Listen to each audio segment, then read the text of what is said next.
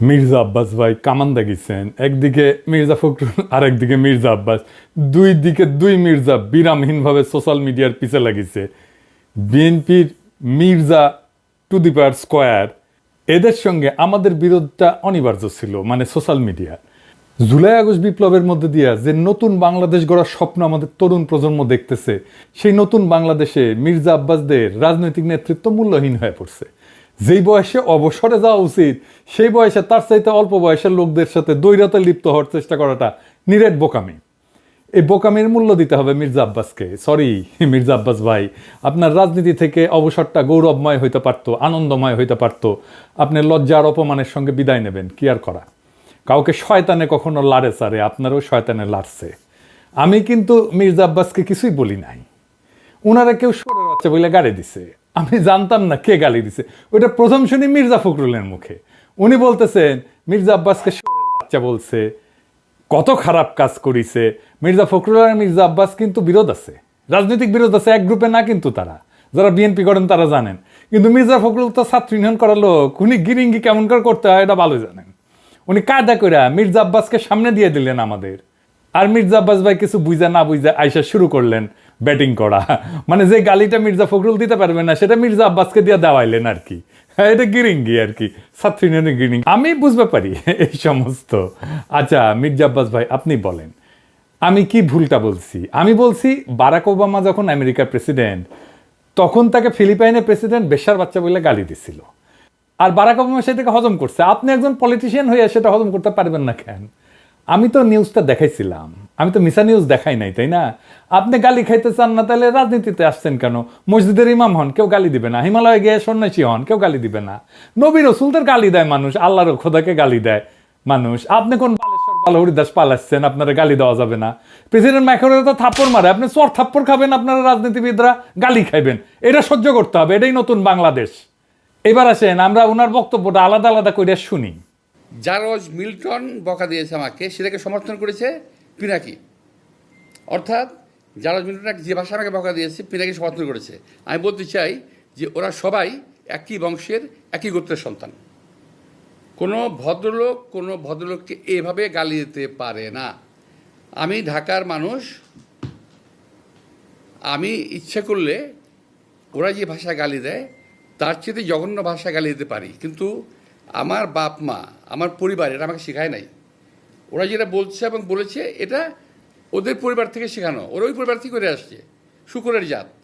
এটা নিয়ে বিশ্বব্যাপী আমার দেশে এবং বিদেশে আমার কিছু ভাইয়েরা আছে যাদের যাদের বাপ মায়ের কোনো ঠিক আছে বলে আমার মনে হয় না, যাদের অ্যাকচুয়ালি জন্মের ঠিকানা আছে বলে আমার মনে হয় না।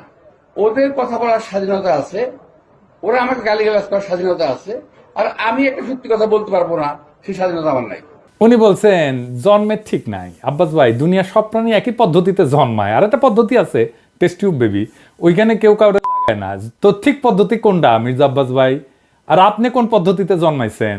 আর আপনি যে পদ্ধতিতে জন্মাইছেন সেটা যে ঠিক, এই সার্টিফিকেট আপনারা কে দিছে? হ্যাঁ, তবে আপনি দাবি করতেই পারেন যে আপনারা যারা গালি দেয় তারা বৈধ বাবা মায়ের সন্তান না। আমার অনুমান আপনি সেটাই বলছেন, বৈধ পিতামাতার সন্তান না হইলে সে গালিবাজ হয়। আপনার এই অনুমানেরও কোনো ভিত্তি নাই। আপনার কি জানা আছে যে লিওনার্দো দা ভিঞ্চি, হ্যাঁ চেনেন? আপনার চেনার কথা না অবশ্য, ও বৈধ পিতামাতার সন্তান না কিন্তু। এমনকি শেক্সপিয়ার চিনেন? আপনার চেনার কথা না। চার্লস ডিকেন্স চিনেন? আলেকজান্ডার দ্য গ্রেট, কেউই বৈধ পিতামাতার সন্তান না। নাম শুনেছেন বাক? হ্যাঁ, মিউজিশিয়ান শুনেছেন? তার কোনো মিউজিক শোনার কথা না আপনার। হ্যাঁ, আগাস্টাস সিজারের নাম শুনেছেন? স্টিভ জবসের নাম শুনেছেন? এমনকি জ্যাকি চ্যান সিনেমা দেখেছেন? দুইটা কেউই বৈধভাবে বিবাহিত বাবা মায়ের সন্তান না। সেই জন্য মনীষীরা বলে জন্ম হোক যথাতথা, কর্ম হোক ভালো। আপনার কর্মজীবনটা কি আসেন সেটা দেখি। আপনার কর্মজীবন কি ভালো? না মির্জা ভাই, আপনার কর্মজীবন ভালো না। আপনার কর্মজীবন কলঙ্কে ভরা। না, আমি কোনো পত্রিকার নিউজ নিয়ে আপনার চরিত্র হনন করব না, ওইটা আমার কাজ না। 2015 সালে আপনি আপনার নিজের দাখিল করা হলফনামা থেকেই দেখাবো। আসেন আমরা আমাদের ঠিক পথে জন্ম না হওয়া মির্জা আব্বাস ভাইয়ের আমল নামা দেখি।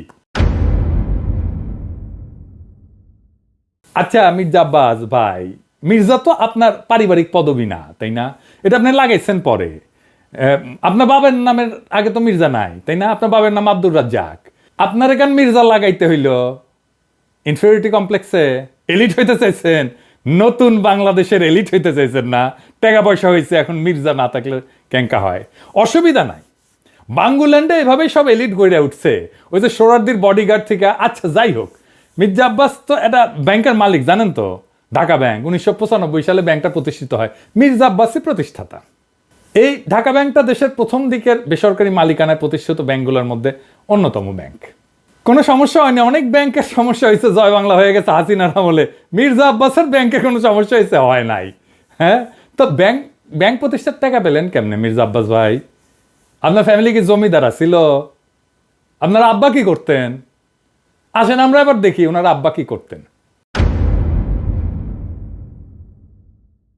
ওনার আব্বা মতিঝিল সরকারি উচ্চ বিদ্যালয় এবং মতিঝিল সেন্ট্রাল গভর্নমেন্ট স্কুল হিসেবে যেটা পরিচিত, ওই স্কুলের দপ্তরই ছিলেন। ডং ডং ডং ডং ডং ডং কইরা ঘন্টা বাজাইতেন। কি মির্জা আব্বাস ভাই, খারাপ লাগলো? হ্যাঁ, দপ্তরের কাজ খারাপ না, সম্মানের কাজ। কিন্তু আপনি যে কাজ করতেছেন সেটা সম্মানের না।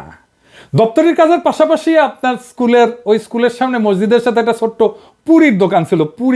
পুরি বানাইতেন আপনার আব্বা, ওই পুরীর দোকান চালাইতেন। ওই সিপার পুরীর দোকানের জমিটাও ছিল রেলের। এখনো আপনি রেলের জায়গা দখল করে বাসা বানায় বসবাস করছেন। হয়তো পরের জায়গা পরের জমি, ঘর বানাইয়া আমি রই, আমি তো ভাই জমির মালিক নই। দপ্তরি থাকাটা কোনো অপরাধ না, লজ্জারও না। কিন্তু ওই অবস্থা থেকে ব্যাংক মালিক হওয়ার জার্নিটা আমরা বুঝে দেখতে চাই। কেমনে বাংলাদেশের এলিট তৈরি হয়েছে, কেমনে বাংলাদেশের পলিটিশিয়ানরা তৈরি হয়েছে, কেমনে বাংলাদেশের রাজনীতিতে দুর্বৃত্তায়ন হয়েছে। 1991 সালে প্রথম এমপি হন মির্জা আব্বাস। তারপরে কিছুদিনের মধ্যে ঢাকার মেয়র, আর 4 বছরের মধ্যে ব্যাংক মালিক। এমপির বেতন কত মির্জা ভাই? মন্ত্রীর বেতন কত? 1-1.5 লাখ টাকা সেই সময় মাসে, তাই না? তো কোন জাদুর কাঠি পাইলেন যে ব্যাংক বানানোর টাকা পাইছেন? এমপি হওয়ার আগে কি করতেন আপনি? আপনি ছিলেন কমিশনার। কমিশনারের বেতন কত?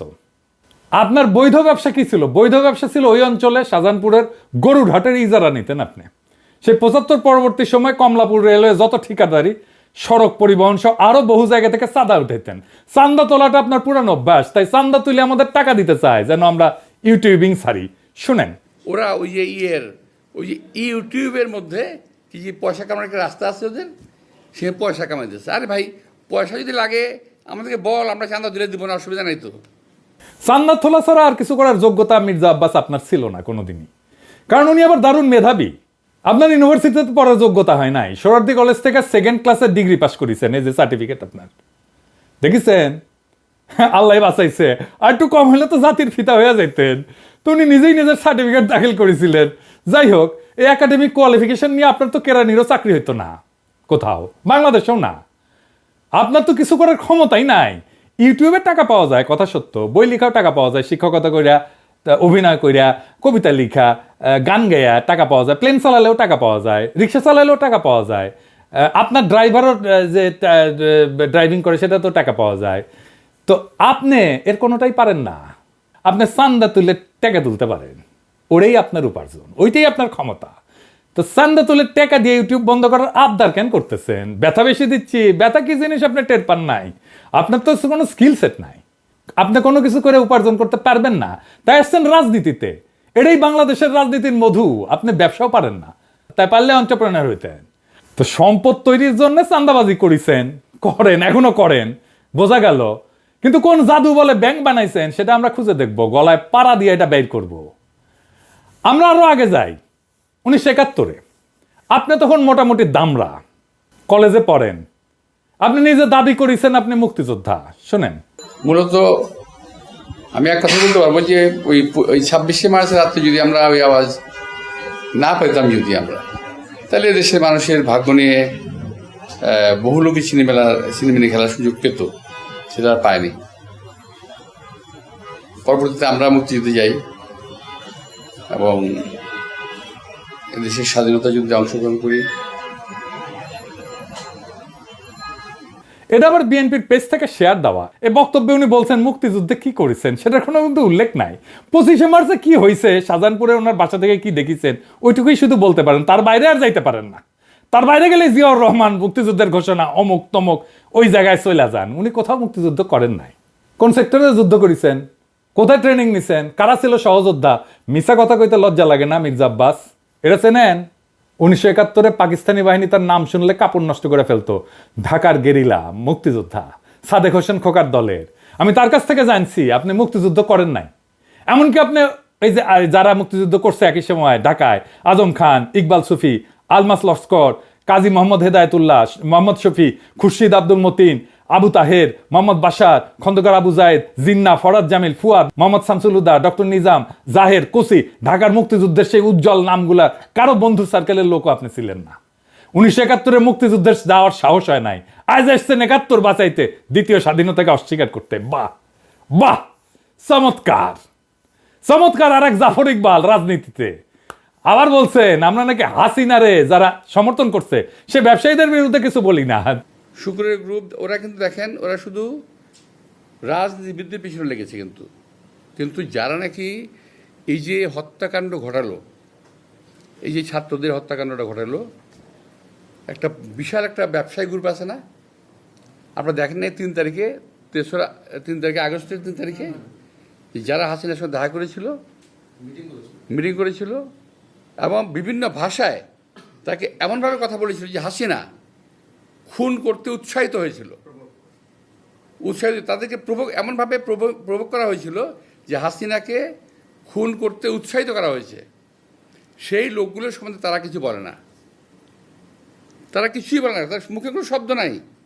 তো মির্জা আব্বাস কি শুক্রে 8 দিন হইলে আমার ভিডিও দেখেন, তিনি কি কাউরে ছাড়িছে? হাসিনা যখন ক্ষমতায় তখন একটা এপিসোডই করছে আলাদা করে ফ্যাসিবাদের সমর্থক ব্যবসায়ীদের, এডিটর সাহেব দেখে দেন না কিছু এক না ওটা থেকে। এফবিসিসিআই একটা কনফারেন্স আছে, সেইখানে বাংলাদেশের ব্যবসায়ী নেতারা হাসিনাকে সামনে রেখা নানাভাবে তেল দিছে, শেখ হাসিনার নামে জয়ধ্বনি দিছে, গানের কলি ব্যবহার করে হাসিনার মন পাওয়ার চেষ্টা করছেন। হাসিনাকে যারা উৎখাত করতে চায় তাদের দেখে নিবে বলছে হাসিনাকে যারা উৎখাত করতে চায় তাদের ঠেকায় দিতে বাংলাদেশের ব্যবসায়ীরাই যথেষ্ট। জয় শেখ হাসিনা, জয় শেখ হাসিনা। সালমান ভাই রাঘব আমাকে বলছে বলার জন্য, হ্যাঁ শেখ হাসিনা সরকার, শেখ হাসিনা সরকার, শেখ হাসিনা সরকার। কিন্তু হাসিনা যাওয়ার পরে আপনার সামনে কেন সময় টিভির মাইক্রোফোন এডিটর সাহেব বড় কইরা দেখান, মাথার উপরে কেন চ্যানেল 24 এর লোগো? ওরা কি আপনার দুলাভাই লাগে নাকি আপনার চান্দা দেয়? আবার শোনেন বলতেছে আমরা নাকি সবার পিছিয়ে লাগি। এই গোষ্ঠী কখনো বাংলাদেশকে স্থিতিশীল থাকতে দেবে না, কখনো আমার বিরুদ্ধে, কখনো ওর বিরুদ্ধে, কখনো তার বিরুদ্ধে লেগেই থাকবে। আপনারা অপেক্ষা করেন, কদিন পরে তারা ইউনুস সাহেবকে ধরবে। আমি এটা বলে দিচ্ছি আমি আপনাদেরকে, কদিন সাহেব পরে তারা ডাক্তার ইউনুস সাহেবকে ধরবে। কার পিছে লাগিয়েছি? ইন্ডিয়ান লেসপেন্সারি যারা করে তাদের পিছে লাগিয়েছি। প্রফেসর ইউনুসের পিছনে নাকি আমরা লাগবো? অবশ্যই লাগবো যদি প্রফেসর ইউনুস ইন্ডিয়ান লেসপেন্সারি করে। ইন্ডিয়ান লেসপেন্সারি বাদ দেন, তারপরে আইসেন আলাপ করতে। আমাদের কাছে খবর আছে, বুঝছেন, সব খবর আছে। কি করিছেন হাসিনার আমলে, কেমনে কারে ম্যানেজ করিছেন, সব খবর আছে। আপনাদের দলের লোকেরা বলে সোশ্যাল মিডিয়া কিছু না, মাঠের রাজনীতি, ভোটের রাজনীতি আসল। হ্যাঁ আসেন সোশ্যাল মিডিয়া নিয়ে কি করে বিএনপি দেখি। বিএনপি প্ল্যান নিছে যে তাদের ফেসবুকের পোস্টে তো কেউ যায় না, মাসি মারে ওরা নিজেরা বসে, তো স্পন্সর পড়তে পয়সা খরচ কর, টাকা খরচ কর, তা করবে না তারা। বট রিয়াক্ট, বট মানে বুঝেছেন তো, যন্ত্র থেকে ওই যে লাইক শেয়ার দিবে, বুঝেছেন, কমেন্ট করবে, তো বট দিয়ে রিয়াক্ট দেন। দেখেন সব ভিয়েতনামের আইডি দেখেছেন। হ্যাঁ আপনারা বিএনপির পোস্ট দেখবেন যে হাজার হাজার লাভ রিয়াক্ট পড়িছে, ভালোবাসা রে বন্যা বয়ে যাইতেছে, আপনারা প্রভাবিত হয়ে যাবেন। আরে বাপরা সর্বনাশ, ভালো কাজ করিছে তো, ভালো কথা, আমি একটা লাভ রিয়াক্ট দিয়ে দিই। মানুষের সাথে এরকম প্রতারণা করতে পারে কেউ? আওয়ামী লীগ এরকম প্রতারণা করে নাই জনগণের সাথে, বিএনপি যেটা করছে দেখেছেন। এটাই আপনাদের জার্নি, এটাই বাংলাদেশের রাজনীতি। এরাই হয় মন্ত্রী, দলের শীর্ষ নেতা, আর একাডেমিক যোগ্যতায় কেরানি হয়ে যার জীবন পার করার কথা ছিল সে হয় মন্ত্রী। যার উপার্জনের ধান্দাই হইতেছে কিভাবে অন্যরে ঠকাবে, আরেকজনকে অতিরিক্ত সুবিধা দেবে, অন্যরে বঞ্চনা করবে বা ভয় দেখায় উপার্জন করবে, চান্দা নেবে। আমি যদি 1 টাকা ইউটিউবে উপার্জন করি না, সেটা আমার ইনকাম ট্যাক্সের ফাইলে আছে, এটা আমার বৈধ উপার্জন। আমি 1 টাকা যদি খরচা করি ওটাও দেখাইতে পারবো আমি কিভাবে এই 1 টাকা উপার্জন করছি। আপনি জিন্দেগিতে দেখাইতে পারবেন না কিভাবে আপনি ব্যাংক বানানোর টাকা পাইছেন, জিন্দেগিতে পারবেন না, চ্যালেঞ্জ দিলাম আপনাকে। আপনার বৈধ উপার্জন কি? আপনি নিজেই ঘোষণায় বলছেন বাড়ি ভাড়ার টাকা আর ব্যাংকে রাখা সঞ্চয়পত্র। বাড়ি ভাড়ার টাকায় পেট চালান, বসে বসে খান, আর ব্যাংকে রাখা সঞ্চয়পত্র ওইটি থেকে সুদ আসে। এটা হইতেছে আপনার উপার্জন। তাও এটা আজকের কথা না, 10 বছর আগের কথা। লজ্জা লাগে না আপনার? হ্যাঁ, আমার প্রত্যেকটা পয়সা হালাল, আপনার প্রত্যেকটা পয়সা হারাম। আপনি দাবি করতে পারবেন আপনার প্রত্যেকটা পয়সা হালাল? পারবেন না। বুকে হাত দিয়া বলবেন, আল্লাহর কসম কাইটা বলবেন, দেখাই দেবেন আপনার উপার্জন কিভাবে হয়েছে, কেমনে আপনি ব্যাংক করছেন। আপনি কাউরে না কাউকে বঞ্চনা করে সুবিধা দেওয়া ভয় দেখায় যে টাকা উপার্জন করছেন, সে উপার্জনের টাকা দিয়ে ক্যাডার পালেন, সে ক্যাডার ভোটে জিতায়, আর অনুপার্জিত টাকায় ভোট কিনা এমপি হয়ে যান আপনি। আপনার দলের লোকেরা ভোটের কথা বলে, ভোটের কথা গপ্প শুনে না আমাদেরকে। নমিনেশন কিনতে হয় পার্টি থেকে, চান্দা দিয়া, তারপরে টাকা ছিটায় ভোট কিনতে হয়, কেন্দ্র দখল করতে হয়, জাল ভোট দিতে হয়। এই দিয়েই চলছে এতদিন। ভোটের শক্তির রোয়াব দেখায় না, ওই রোয়াব আমরা ফুটে করে দিতে পারি। জুলাই বিপ্লবের আকাঙ্ক্ষা ছিল এই বন্দোবস্তের পরিবর্তন, সত্যিকারের মেধাবীদের দিয়ে রাষ্ট্র চালানো। আপনার কোনো স্কিল নাই মন্ত্রী হওয়ার, আপনি রাষ্ট্র জিনিসটাই বোঝেন নাই, আপনি রাজনীতিও বোঝেন নাই। ক্ষমতা আপনার কাছে টাকা উপার্জনের মৌকা, আর কিচ্ছু না। মির্জা ফখরুল বলছেন আমরা কোথায় নিয়ে যেতে চাই দেশকে, শুনেন। সোশ্যাল মিডিয়াতে কিছু নতুন নতুন আমি বলি কুতুব আবির্ভূত হয়েছে।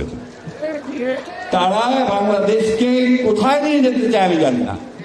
আমরা দেশ থেকে ফ্যাসিবাদের সমস্ত কলঙ্ক চিহ্ন মুছবো, আমরা বাংলাদেশে ভারতের তালুকদারি বন্ধ করব চিরতরে, আমরা বাংলাদেশে একটা সাম্যের ইনসাফের রাষ্ট্র করব। আপনারা মির্জা ফখরুল সেই স্বপ্নের সামনে বাধা হয়ে দাঁড়ায় আছেন।